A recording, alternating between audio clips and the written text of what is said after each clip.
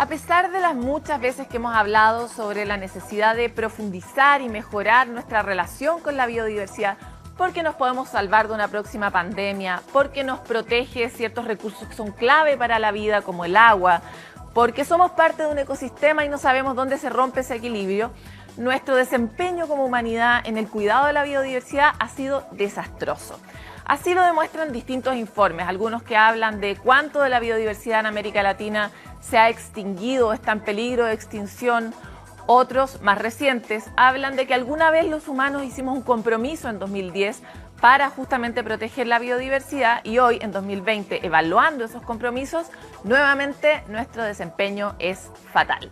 Por eso queremos hablar hoy día con Aníbal Puchart. Él es académico de la Universidad de Concepción, pero también es miembro del Instituto de Ecología y Biodiversidad. Muchas gracias, Aníbal, por estar en Desafío Tierra. Gracias, Paloma. Quisiera partir porque muchos no manejan este dato de que alguna vez hicimos un compromiso para cuidar la biodiversidad. ¿Cuándo fue y por qué? Bueno, hay que remontarse un poco más a la historia de los años 90, en el año 92, ¿no es cierto? 1992 se firma en la Cumbre de Río este compromiso por la biodiversidad, ¿no? La Convención de la Diversidad Biológica. Y para llevar a la realidad este compromiso del año 92, el año 2010 se establecen lo que se denomina las metas Aichi. Aichi es una ciudad en Japón y ahí es donde se juntan los gobiernos y se logran estas 20 metas Aichi que ponen algunos indicadores de cómo debiéramos aproximarnos al tema de biodiversidad. Tales como que, Aníbal, danos un rango de, no vamos a hablar de las 20 metas porque no alcanzamos, pero más o menos de dónde a dónde va ese compromiso. Van rango desde el conocimiento, la concientización respecto al concepto de biodiversidad hasta temas, por ejemplo, como la explotación de ciertos recursos y también el control de las amenazas, por ejemplo, el control del cambio climático, el control de las especies invasoras. Van desde bastante amplio y por eso son bastante detallados. No es solo una gran meta, sino que se divide en estas 20 metas y algunos indicadores más específicos. Ahora, cuando yo hacía la introducción de esta entrevista, hablaba de que lo hemos hecho horrible. ¿Puedes darnos tú una dimensión respecto de qué tan mal estamos en términos de conservación de la biodiversidad? Lo que sucede es que la semana pasada se liberó este informe global de la biodiversidad, el GBO5, que de alguna forma nos muestra cómo lo hemos hecho en estos indicadores.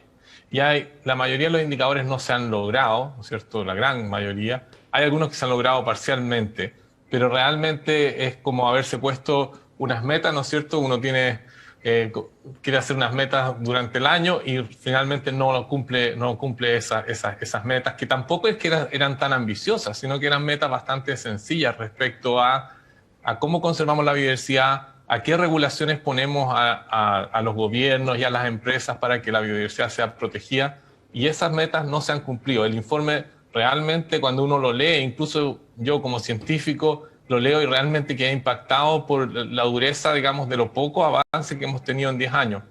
Lo que se ha avanzado más ha sido el tema de concientizar, de que el tema de biodiversidad, el hecho que tengamos esta entrevista, eso está súper bien. En eso creo que hemos logrado mucho más.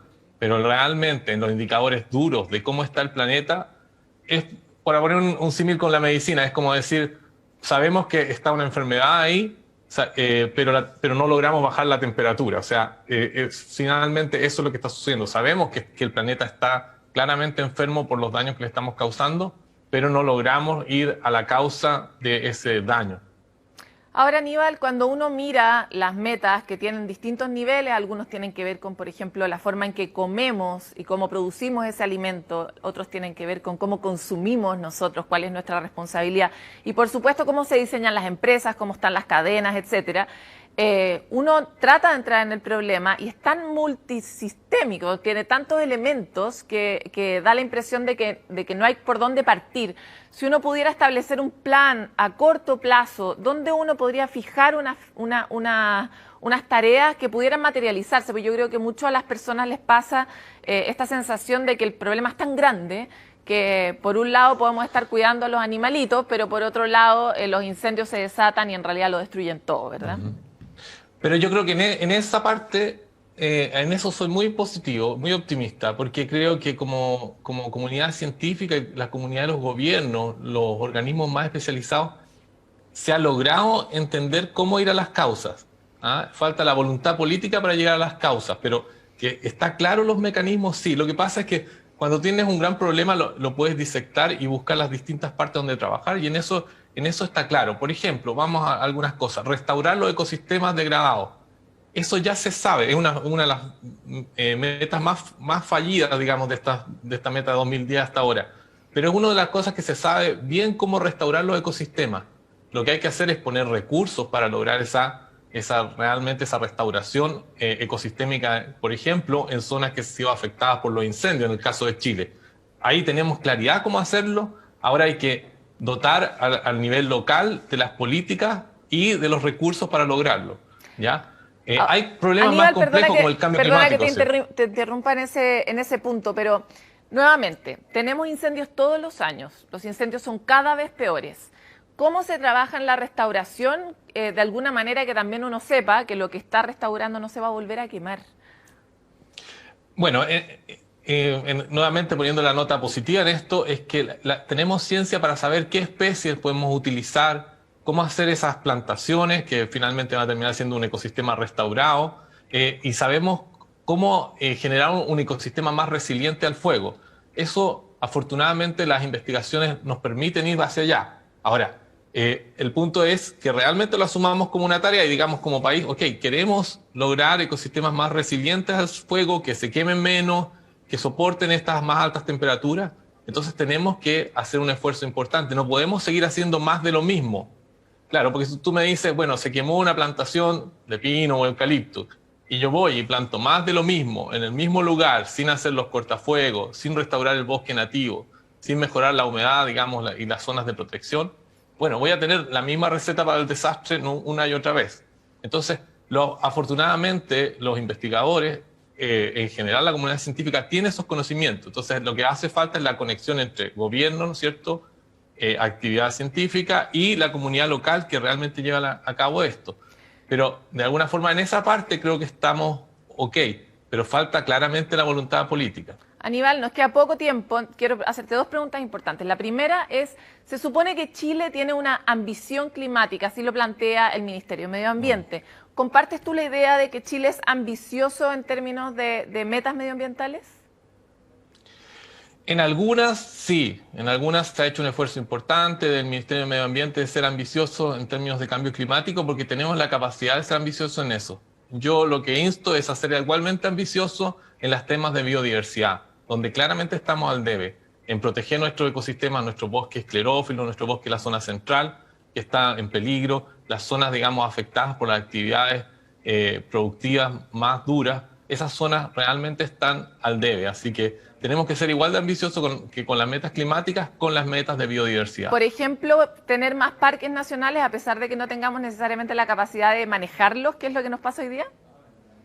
Bueno, una de las noticias positivas era que los parques nacionales, lo que llamamos áreas protegidas, ha aumentado a nivel global y Chile claramente ha liderado ese proceso.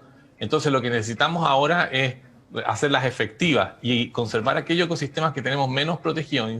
Insisto, para la gente, ¿no es cierto?, que nos está viendo, toda lo que es la zona central mediterránea del país, toda la zona entre La Serena, ¿no es cierto?, y Concepción, esa es la zona donde tenemos más biodiversidad y donde deberíamos poner más esfuerzo de conservación. Y es ahí donde se están produciendo la sustitución de bosques más graves, por ejemplo, ¿no es cierto?, por actividades agrícolas como el cultivo de paltas y otros frutales. Entonces ahí es donde tenemos que trabajar para ser realmente más ambiciosos en el sentido positivo de la palabra. Y además es ahí donde hay más estrés hídrico, donde hay más conflictos, etcétera, ¿no? También coincide con el mismo territorio que estás nombrando. Ahora, para cerrar, estamos en una semana complicada. Chile anunció que no va a firmar un acuerdo que empujó, que es el Acuerdo de Escazú. El Acuerdo de Escazú cumple una de estas metas de las que estamos hablando o busca implementar de una manera mucho más concreta una de las metas que es la del acceso a la información medioambiental, que las personas puedan participar y de esa forma tener un doble impacto. Por un lado, reducir la cantidad de problemas que hay en los territorios a propósito de los proyectos de inversión, pero al mismo tiempo que uno sepa cuál va a ser el impacto en la salud, en el entorno, en el medio ambiente del tipo de proyecto productivo que se está desarrollando, ¿verdad? ¿Qué opinas respecto de esto y qué te parece respecto de lo que estábamos hablando antes en relación a la postura que tiene Chile en esta materia? Creo que es un error grave.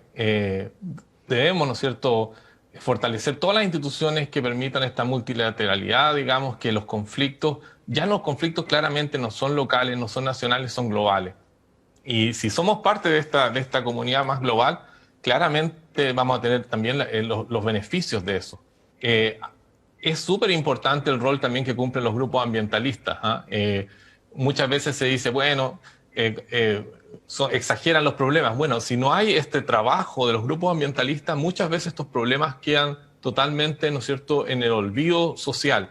Entonces, los grupos ambientalistas son aquellos que de alguna forma ponen la alarma sobre estos problemas y es sumamente importante que protejamos, ¿no es cierto?, el desarrollo de estos grupos y de cómo digamos, esta información llega a la sociedad. Así que el acuerdo de Escazú debiéramos firmarlo sí o sí. Espero que haya un cambio en esa política, quedan algunos días y ojalá que se pueda hacer. Pero yo creo que es importante, tenemos que dar señal. Si queremos ser líderes realmente en temas ambientales y de derechos humanos, hay que dar señales concretas. Aníbal Puchat, muchas gracias por estar otra vez en Desafío Tierra. Muchas gracias.